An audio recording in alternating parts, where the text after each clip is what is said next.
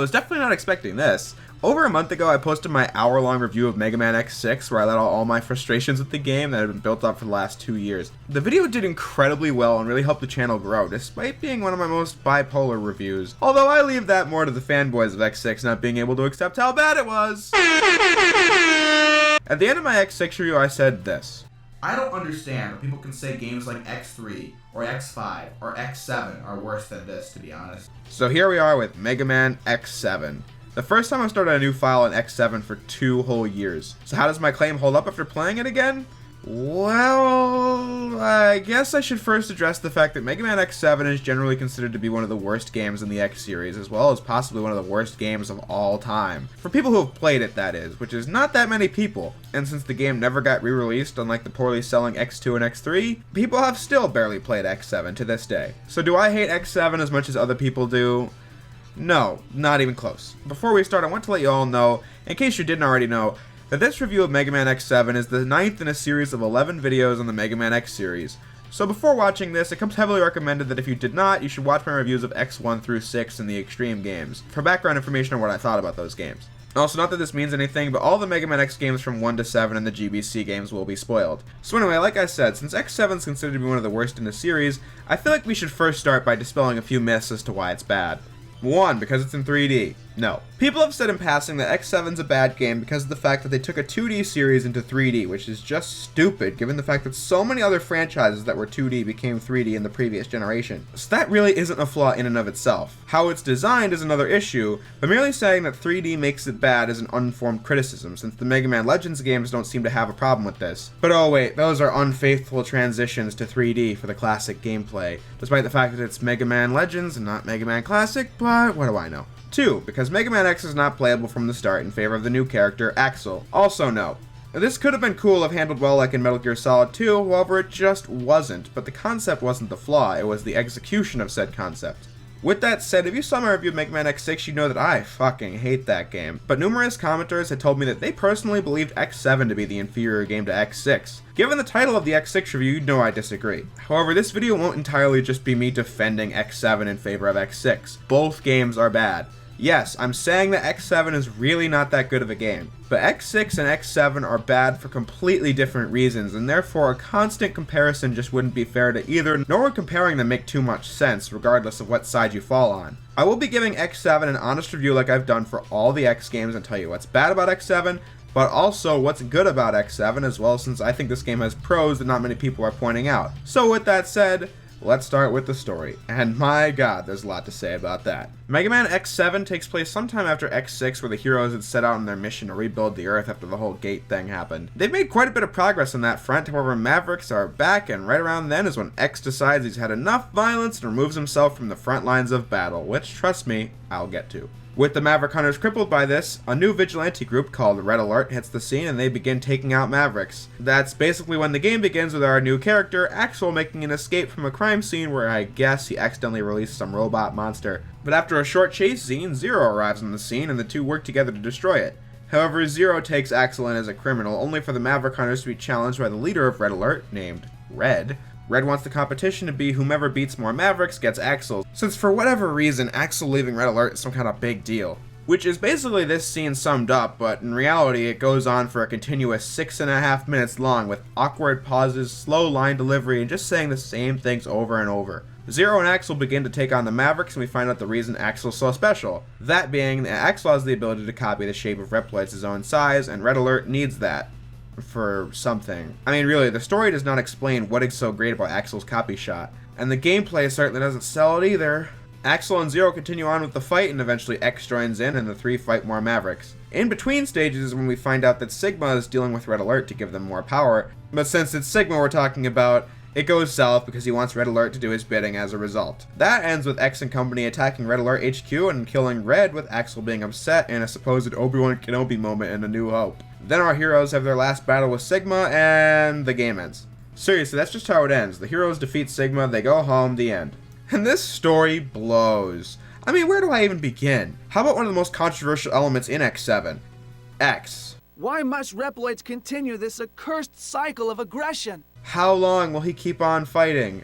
But X wonders if the fighting will truly end. Why must humans fight against Reploids? And why must Reploids fight against each other? Jesus Christ, how many times can they use the same tired plot device over and over and over and over and over again? Did they not see how monotonous this was getting? But as if that wasn't bad enough, I really object to the idea that X retires because of violence, because that is so stupid. First things first, the back of the box suggests that X is missing or something, and X6 did the same for Zero, but literally, X is just sitting on the couch in the very first cutscene. Back on subject though, yes, X has always hated the violence. But you know what he hated more than that kept him fighting in the first place? Injustice! Every game up to this point has understood this, including the Game Boy Color games. So that's why watching this story play out is just a betrayal, since the X we all used to know and love would never have done this. It just doesn't make any sense for him to back away from the fight when innocent people's lives are at stake. Also, how about fucking Sigma being back again? Earlier in the retrospective, I said something about the X series being meant to be the more story-driven Mega Man series. But how can anyone take this crap seriously? It is so stupid that every single game up to this point has more or less had the exact same formula. Sigma used Vile to fight against X and Zero and tossed him aside like yesterday's trash. And while Vile had his own motives in Maverick Hunter X, the original X not so much. Sigma used the X-Hunters as a means to get a new body and tossed them aside afterwards. Sigma manipulated Dr. Doppler into giving him a new body and promptly threw him away. Sigma manipulated the Repliforce into starting a conflict with the Maverick Hunters and stopped caring about them after the fact. Sigma used Dynamo to get Eurasia to crash. He used Zane and Gemmel to help him build a new body. He used Gareth and Berkana to bring him back to life. He used Gate to bring him back to life. And now here he is using Red Alert to start a conflict with the Maverick Hunters. Like, are you kidding me? That is 9 straight games where our villain does the same thing over and over and over and over and over again. Did nobody see a problem with this? Every time there's a fake out villain and we spend the whole game chasing that guy, and Sigma just sort of shows up at the end, which is the lamest storytelling ever. Again, if I'm supposed to be invested in the Mega Man X story, then why is it so stupefyingly repetitive, making the whole thing so boring and predictable? Don't even get me started with the atrocious continuity. Throughout the X retrospective, I've been dropping seeds and breadcrumbs left and right, and you might just not have noticed them, but an example is the X1 review. Keep in mind the fact that in this game, these are meant to be pre-recorded messages, because I'm going to bring that fact up again in later videos. In X1 through 4, Dr. Light was a pre-recorded message for X to find. However, in X5, Extreme 2, and X6, Light was turned into an AI for X and Zero to interact with. But X7 just turns it back into a pre-recorded message. Like, what the hell? You can't just do whatever you want when telling an ongoing story like this. You have to be consistent with past characterization and events. So if Light is retconned into being an AI, you can't just retcon him back to a message. However, that's only a mere example of how bad the continuity is. This will be further drove home in the next video, but how hard is it to be consistent? At this point, everyone and their mothers knows about the story where Mega Man Zero had to be rewritten to reflect the events of Mega Man X6, but what nobody talks about would have to be how Zero 2 continues the same arc from Zero 1, obviously. But then in comes X7 fucking up everything again! These games came out on the exact same day, and directly contradict one another, since Zero's ending of X6 says that he's going to seal himself away for 100 years, so how the hell is he here? I wish I knew, because the writers clearly didn't. The Zero and ZX games continued on with more X games muddling up the whole thing. The classic games have no issues with continuity, the Zero games don't, the ZX games don't, the Legends games don't, so why is it something that causes a problem when X6 and onward are a factor? Biggest problem being how little of it is explained, since we don't have any Mega Man historias to explain this crap. Some fans say that X7 is an alternate timeline after X's good ending in X6, and that Zero's ending goes to the Zero series and so on. But other fans say that X7 is after X's good ending, but X6's Zero ending takes place after the entire X series? Like, what? While both of those would make sense, there is no proof for any of it, since nobody at Capcom has confirmed either of those to my knowledge. And to add more fuel to the fire, some fans just say that X7, Command Mission, and X8 are just non-canon, which is my personal take on it. But then what about Model A from ZX Advent, how it resembles Axel so closely? And then for us to find out that it was all a red herring and it was really about the main villain of that game. But why the similarity to Axel in that case? It's so similar. I mean, thinking about it, this game really should have just been the first in a new series, like Mega Man Axel or something. Cause what are X and Zero even doing in this game? A whole lot of nothing, since both characters were a part of a much more interesting story on the GBA, but no, they need to be here to do nothing. Like, neither character grows at all after these events whatsoever. It's just Axel. I mean, really, the game is called Mega Man X7, but the story is all about Axel. The back of the box is all about Axel. From the start, Axel's the only character you'll play as. He's the only one played up to be all mysterious. He's the cover of the manual. His face is the disc. So they should have just been honest and tell us up front that this stupid new character is the only thing Mega Man X7 is about. This is why I find it simply ridiculous for anyone to say Mega Man X4 is a Zero game when the story was 50-50, since you could pick X, and he was the one who fought the Mavericks, he was the one who got betrayed by Double, and he was the one who beat Sigma. Here, there's no such thing. This is Mega Man Axel from start to finish. And at the end of the day, the story doesn't even get resolved at the end. The main conflict here is that Axel wants to be a Maverick hunter, but X says no and tells him to prove it to him first. But by the end, he still says no and is debating Cygnus and Aelia on Axel's right to become a hunter in both X's and Axel's ending. So what changed? What in the story was worthwhile when the characters went nowhere? We can assume that X warmed up to Axel in between games since he's in the next 2 games, but that's about it. It doesn't happen in X7. I mean, let's look back. In X1, X beats Sigma and Vile, 2 characters he stood no chance of beating at the beginning. In X2, X saves Zero and the 2 are back together again. X3 didn't go anywhere with the characters, and in X4, X gets betrayed by someone he thought was his ally and is shaken up by it since now he's concerned if he'll be a Maverick or not. And Zero lost Iris and Colonel. And in X5, Zero died yet again and X takes his place as lead hunter. And in X6, the heroes take Gate's death as an inspiration to get working on rebuilding the world. I mean, X3, like I just said, didn't take the characters anywhere, but at least it was interesting and had a pretty good antagonist. Here, like I said, at the beginning, X wants nothing to do with Axel, and at the end, he kinda sorta hates Axel a little less. Also, Zero's ending, I guess, is supposed to be a tie-in to the Zero games, but fuck it. Complementing this awfully written story would have to be, by far, the worst voice acting I have ever heard in my entire life.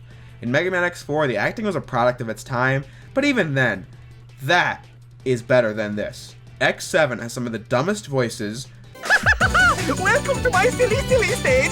some of the worst line delivery, What? What do you mean? and just no excuse. Every character sounds so bad, like Cygnus. This is our chance. Red Alert has caused us far too much trouble. Or Sigma. Thanks for coming by, fellas. Or Axel. No! Red, you're coming with us! And those fucking bosses really drive that home since they're atrocious, especially when they pretend to be all philosophical.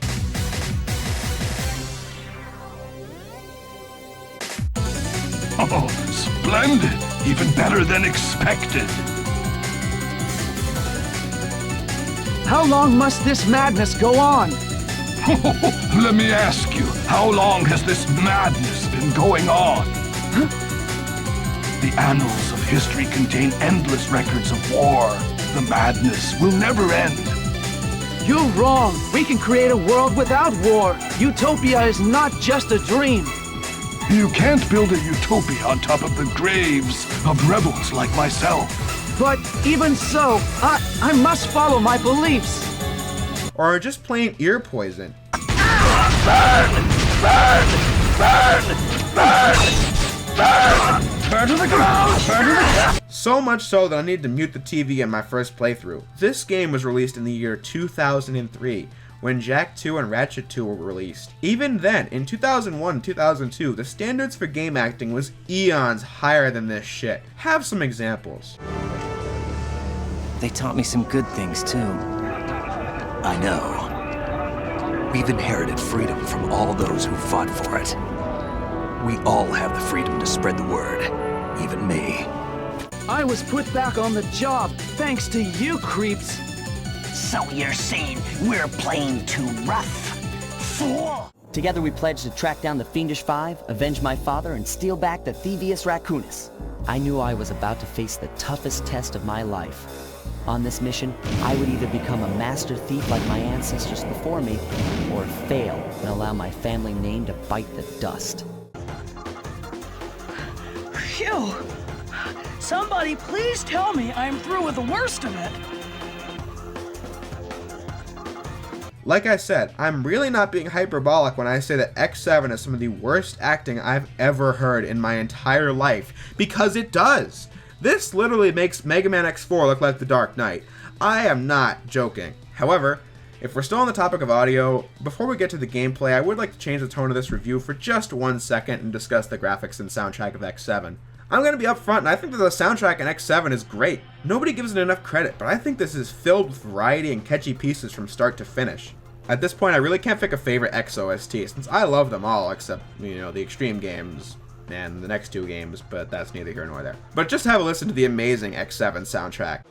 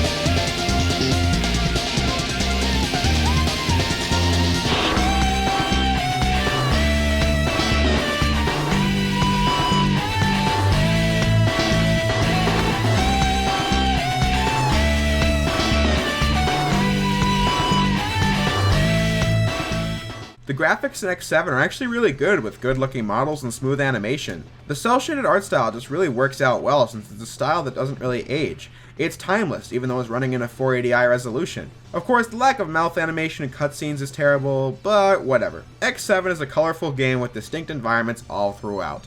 So that only leaves us with the gameplay. Again, where do I even begin? X7's intro stage is kinda dumb and highlights many of the problems we'll be facing off against in this adventure. It's a great example of the bad acting, the lame animation and cutscenes, the slow running speed, the clunky combat, and the list goes on.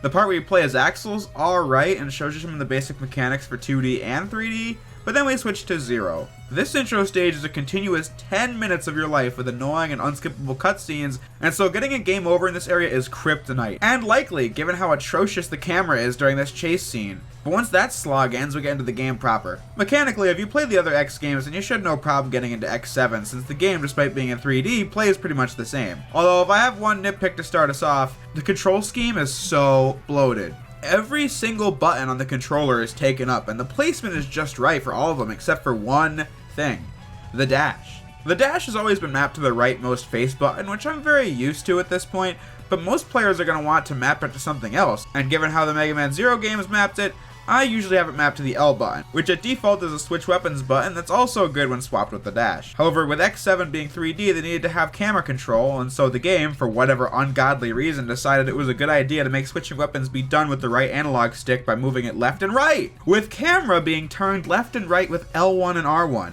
Why? By 2003, it was a thing that the right analog stick does camera, and there's no way to change the in-game configuration for the camera. Just everything else. And that really baffles me. I could map the dash to one of the shoulder buttons, but that would result in me losing the really good button placement of the character switching and the lock-on, which, trust me, I'll get to. X, Zero, and Axel all have the same basic movesets, with the duck still being available in 2D sections for use, although there won't be too many times you're going to use it in this game. And also, every character can air dash at default, which is pretty useful, and I'm surprised it took them this long to get that far. So now let's talk about each character specifically. Starting with Zero. What did they do to you? With the Z-Saber, Zero can perform a 3-slash combo to make short work of enemies in your pathway, which is incredibly satisfying to pull off. I think the reason for that is because of how well Zero's attacks are animated, since it's clear what the right time to use each of his attacks are, as well as being clear what parts of the animation hit enemies, which is the reason why it's satisfying to kill several enemies with one combo. There was another hint right there, since I wrote that line with this review in mind.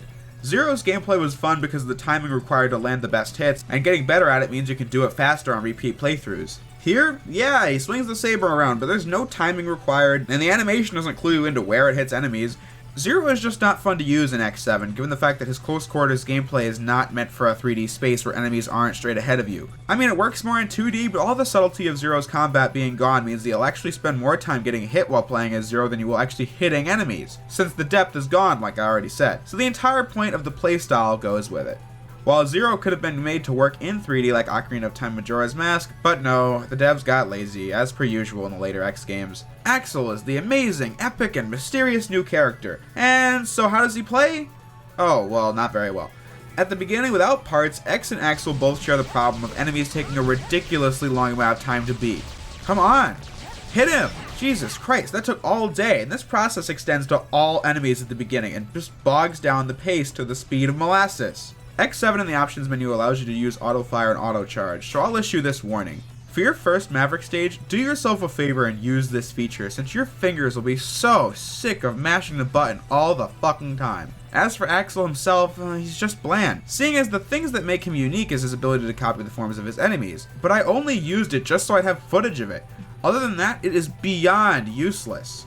Since you need to charge it up and blast, which sounds fine, but for some reason one shot isn't good enough. So you have to do it over and over and over again, leaving yourself vulnerable for attack. And while you could use the Axel bullets to hasten the process, that potentially risks killing the enemy in the process. So do yourself a favor and just don't use this ability, it sucks. Also, Axel has this glide power which is incredibly inconsistent, since sometimes it works, but when you actually need it, it didn't work. Hell, I'm not even entirely sure what button makes it happen. Is it pressing X twice? Is it holding down X? I don't know. Rescuable Reploids are back again, and you know, it's kind of funny how these got worse and worse in every single freaking game. In X5, these were a means to get extra lives, which is fine enough. In X6, they were the parts system, and that had its pros and cons, but mainly they could be killed by nightmare viruses, but nothing else. In X7, we don't have nightmare viruses anymore, so the solution was to make Reploids able to be killed by everything. So do yourself another favor, and make them your top priority the second they come on screen, since these guys, again, are how the parts system works. Although, just to get on that for a second, I think the parts system is probably the best handled in the X series so far in X7. I mean, we still can't tell who gives you parts and who doesn't, but still, I really like the fact that Aelia tells you that Reploids give you parts, giving you an incentive to get them, and then you just say what abilities of X, Zero, or Axel you want to be enhanced, whether it be dashing speed, rapid fire, giving Zero an additional saber swing, or the range of picking up item drops increasing. Although, as I alluded to earlier, X cannot be played as from the beginning, and can be unlocked once you save about 64 Reploids or so, which can probably be done within 5 stages. Also, if you fail to unlock X before the Maverick stages are done, I think the game just gives them to you at that point, but I'm not entirely sure because I usually get them around 5 stages in, like I said. Making Mega Man X an unlockable character still to this day has never made any sense to me since it's Mega Man X7. I mean, I already said it could have been handled well like Metal Gear Solid 2, but really, I know why X isn't playable in this game. When you unlock X, he's pretty game-breaking since his charge shot wrecks enemies and obstacles with nothing held back. Only now, if you unlock him 5 stages in, he's underpowered when it comes to parts in comparison to the other 2 characters. Great!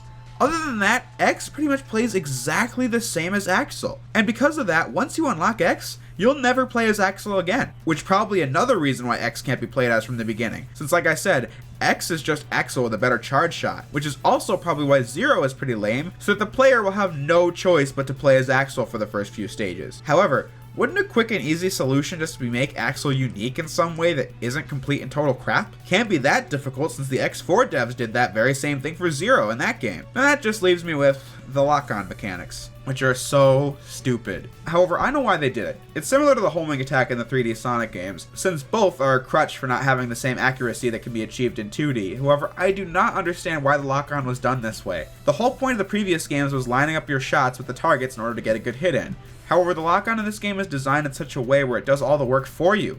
No joke, have a look.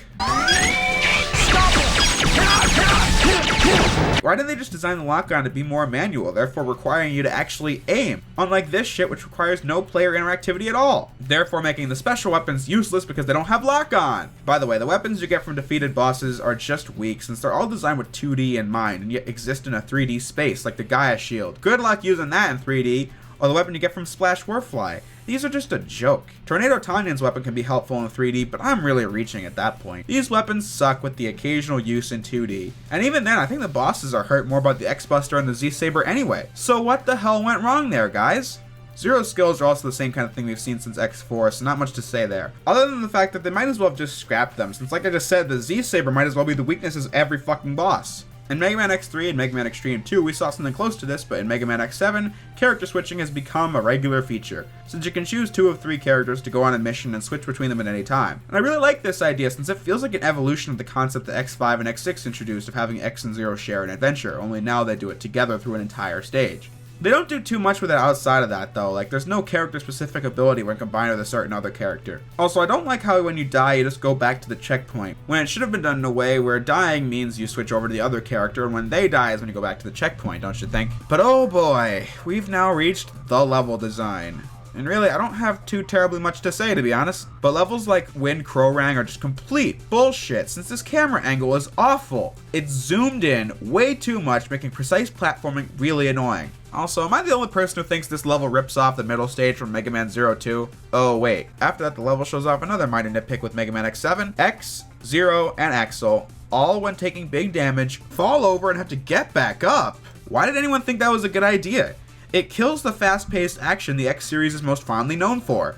I mean really, it doesn't happen that often, but when it does, I just have this huge frown on my face to have to wait for this crap. Ride Borsky is one of the dumbest Ride Chaser sections in the entire X lineup, given the fact that all you have to do is disarm bombs by running them over. Because that makes sense. And also, Snipe Anteater. Wait, isn't Anteater supposed to have an E at the end of it? I guess not in X7, and it must not have been a typo since this is his official name on the wiki and everything. So I guess his name is just Snipe Anteater. His stage is just puke-inducing since it involves a bunch of reverse gravity gimmicks with hideous environments. I mean, I guess, is this supposed to be cyberspace? But what does this have to do with the boss himself? Not much. I'm honestly being serious when I say that the other levels offer me nothing else of real value. Since all the levels are so boring, since almost all of them are just a straight line with enemies on it. While it never gets to the frustrating lengths of Infinity Maginian and Blaze Heatniks, it makes the game extremely dull since after a while, these long stretches of nothing really start to blend in. Like look at Tornado Tanyan's stage. It's just a winding staircase like in Split Mushroom or Izzy Glow, but here it's the entire level. Or Soldier Stone Kong, where you literally just go in a straight line from start to finish. Also, these have got to be the worst Maverick names yet. In X6, they're just plain didn't make any sense given the bad translation, but here they just sound stupid, like Tornado Tanyan, Snipe Anteater, Ride Borsky, Soldier Stone Kong, etc. Also, what is up with the X1 nostalgia? I mean, seriously, enemies, locations, and all that are ripped right out of X1, and I honestly don't know why. I mean, it's probably the Sly 4 effect where you trick people into thinking you're playing a Mega Man X game with all the imagery they remember, but really you're not. But they never make a point out of it unlike Sonic Generations or anything, so it's just there. Other than that, X7's level design is really covered. It sucks. I don't get why it's so linear. What happened to the Mega Man X from the Super Nintendo games in X4? Just a bit of post-production here. I just wanted to point out how, in that part just now, I was saying how X7 is linear more so than like the Super Nintendo games and X4, but I noticed that those games are linear too, technically, because you're going from point A to point B. But the difference is just that in those games, you're doing things along the way, like fighting enemies with interesting patterns or platforming. Here, you're just going straight and shooting, and the shooting does all the work for you because of the auto-aim. So that's my only point here, that's why it's boring. Aelia is back again, she's the same as X6, calling you on stage is ripping off MGS, only minus the subtlety. That and she can't shut up. Can you hear me? Here goes nothing. Can you hear me, Axel? But outside of that, Aelia on the options menu explains every little thing, and any person who's played a video game should be well aware of by now. Aelia literally explains how to switch through menus in the stage select. Like, are you kidding me? What player needs to be told that? She asks if you're sure you want to save, she asks if you're sure you want to retry a stage. She says, every fucking time you want to equip a part, that Reploids give you parts. Like, Jesus Christ, I get it already. I said it was a good thing that she tells you that, but not every time you want to equip a part. By that point, it's just repetitive information you know already. It wouldn't be so bad, but the text is unskippable and moves at the speed that Ocarina of Time would scoff at. Aelia is such a stupid character at this point. I am so glad that X8 allowed you not to bring her along in stages, because she, ever since X5, has been nothing but an intrusion on the gameplay to explain the most obvious shit to the player. Like in X6, we got hints that she had a thing for X and worked with Gate, but after that, nothing. Can they just develop this character for once? Otherwise, she really serves the player no use. Anyway, how are the power-ups? Well, it's the same thing as every other X game, and like I said in my X2 review, I really don't feel like scripting out and saying the same things over and over and over again. All I'm gonna say is that the sub-tanks are a godsend, the weapon energy tank is useless, and so is the EX tank. Also, the game has 8 heart tanks, and you know how in X5, Extreme 2, and X6 you had to evenly distribute 8 heart tanks to 2 characters if you wanted the game to be balanced? Well, X7 says balls to that since it's the same distribution system. However, now we have 3 characters to distribute 8 heart tanks among. Oh my god. This rabbit hole only goes deeper, doesn't it? Like, do I even need to explain why that sucks? In addition to that, what happened to the pizzazz of getting power-ups? Here, no sound effect plays when getting anything, therefore making finding upgrades so anticlimactic. My god, I'm so tired of crappy X games. I mean, seriously, what god did I piss off in a previous life to deserve this shit? So how about armors? Well, Mega Man X7 brings us down to X1 and X2 levels where there's only 1 armor. The head parts allow X to collect power-ups from further distances. Hooray! The arm parts, according to Dr. Light himself, allow X to charge special weapons. And that's it. No enhanced charge shot? I mean, the wiki says otherwise, but for real game, why is it that you don't explain what these arm parts do? I'm just gonna have to go with what the game tells me since Dr. Light himself, like I just said, only allows you to charge up special weapons. Other than that, the arm parts do nothing. The body parts reduce knockdown, which is nice. And it gives you the Giga Crush, which is also nice, but other than that, it's the same kind of body parts we've seen in every game. And lastly, the foot parts allow you to do this terribly animated glide ability, which is cool. With all these parts combined, you've assembled the glide armor. And damn, I haven't gotten a chance to say that in a while. All in all, though, the glide armor is easily one of the weakest ones in the series. I mean, as usual, it's better than Naked X, but seriously, the glide armor looks cheap in all their aspects in comparison to every armor we've seen so far, and all of its features are extremely unremarkable. With a good thing being how you can finally collect the pieces individually now. And also on the bright side, at the very least now, Naked X is a reason to exist on the character select screen unlike X6, but all in all, the glide armor kinda sucks. So, moving on. The boss fights are really unbalanced, since without weaknesses, they can kick your ass with high damage outputs. With their weaknesses, they get their asses kicked by you, especially as Zero. And they occasionally drag out forever like Ride Borsky and never shut up. No way! No slice and dice! No! By the way, just to add further evidence to my argument that X was made unplayable just so you would use Axel, Axel and X get the exact same weapons from bosses, so there you go. Never use Axel when you have X. Other than that though, X7 really doesn't have a fraction of the things that made the X5 and X6 reviews so long. There's no RNG endings here, the part system is straightforward, no nightmare systems or any of that shit. So what else is there to talk about? Not a whole lot, to be honest. But with that said, that brings us to the castle stages. And yep, you guessed it, they suck too. The first castle stage is absolutely terrible simply because of the fact that you get chased the whole time and it's so slow and so boring, and the camera is terrible since I can't see the pits I'm jumping over. That and getting a game over means redoing the whole fiasco. So with that said, I'm not being hyperbolic when I say that there literally is nothing else to this stage, because the very next thing I talk about after that straight line of nothing is that there's a boss, but I beat it almost entirely by standing still.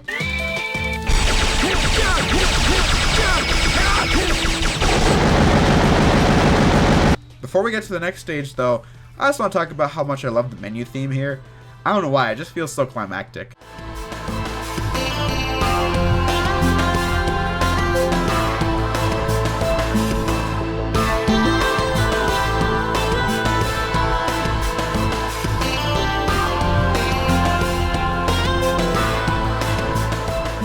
But the second castle stage is really a slog.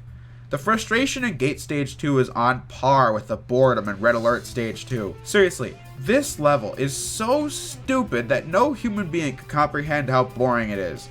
Starting with a slow and boring tower climb, followed by the boss with Red, which is X7's equivalent to Gate since the whole thing is suspended over a bottomless pit, and dying once means doing it all over again, which is so annoying since the boss has so much health. Other than that though, his attacks are so predictable that it hurts. Once that ends, the level has some really inconsistent platforming and stupid challenges as you make your way to the boss rush. If you ever wondered why I can't stand boss rushes, In addition to the things that I've already been saying in X2 onward, well, there's 3 words: Mega Man X7. This boss rush is a disaster.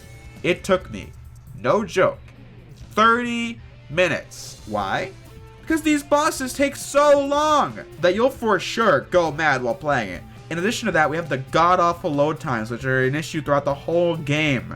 After that, we get Sigma, and oh my god. The first phase is completely annoying since Sigma kicks your ass and has a giant-ass health bar. But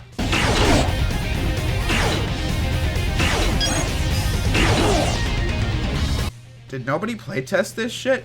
Like, really? Why can this happen? It would be great if it wasn't taking so long.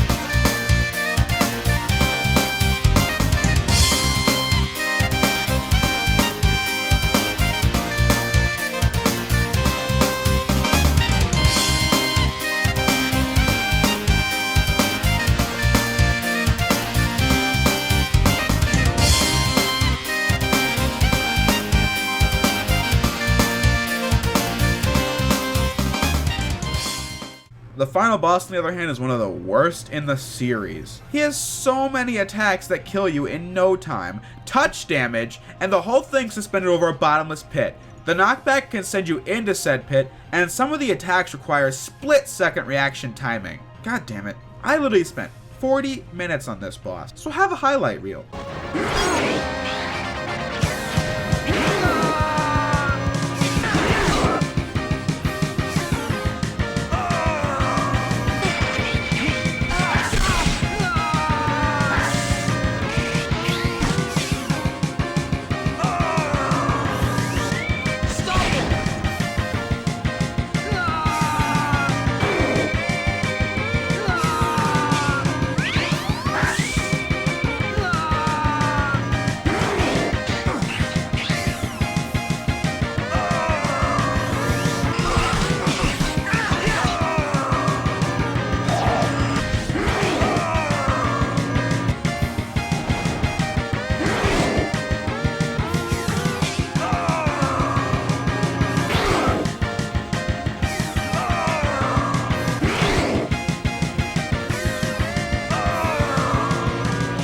Worst thing being how when quitting the game during these castle stages, even if you saved in between the stages, you have to do all of these castle levels again, like it's X1 through 3, when X4 through 6 remedied this. So I literally, like I just said, have to do the chase stage again, fight Red again, the boss rush again. In all seriousness though, with Mega Man X7, what more can I say? Well, as this video has clearly demonstrated, this game sucks balls. I mean, I could have easily made an hour-long review of X7, but the thing is, guys, all of it is the same problems as the other games. This video is a great demonstration of why I titled the X5 review the way I did. This game is a mess with problems around every corner. Why have we not fixed the heart tank issue yet? Why are the weapon energy tanks and EX tanks still useless? These are things that should have been fixed by now. Also, talk about a lazy first 3D outing. I mean, seriously, like I said, there was so much potential with the ideas in X7, but they were botched so badly, like having the lock-on or having a fully 3D Zero. I don't know about you guys, but having a game that's 3D but is designed so heavily around 2D that you can walk around the enemies is a fucking joke. Now, how does X7 compare to the rest of the series? Well, this review is similar to my X3 review, only on a much larger scale. In that video, I started writing about a game I loved and realized why it wasn't that great while writing the video. Here, I'm writing about a game I've always been indifferent on, even more so than the X2 video. And writing this script has made me realize that outside of the music and the graphics, this game, other than maybe the fact that the controls feel smooth, kind of, I guess, has nothing else going for it. The levels are bland, the gameplay is stupid, the story is atrocious, and so is the acting. The loading times are bad, and the last few levels are so annoying with a stupid save system, overly tutorializing the intro, and Mega Man X7 is one of the worst games in this series. So the reason I titled this video the way I did though, is because it really is subjective up to this point as to what's worse, X6 or X7. Do you want to be frustrated, or do you want to be bored? However, Why did I make the claim about X7 that I made in my review of X6? Well, that's simple. While Mega Man X7, in my opinion, is awful and the second worst Mega Man X game, I have never wanted to break a controller playing it. I never screamed at the TV because of how baffling the design was. So in my subjective opinion, I'd rather be playing this boring game than the frustration fest of X6. X7 is a game that I can breeze through, since if you do manage to beat the game, well then you unlock a new game plus with Glide Armor X available at the start. And I'll be honest, I can have a fun time doing this since it's simple pick up and play, and I can get a good laugh at the awful acting. X6, like I said in my video on it, it's not funny. It just sucks. So yes, I do still maintain the opinion that Mega Man X7 is an uphill moment from Mega Man X6, but we still have a long road to recovery if X7 is anything to go by.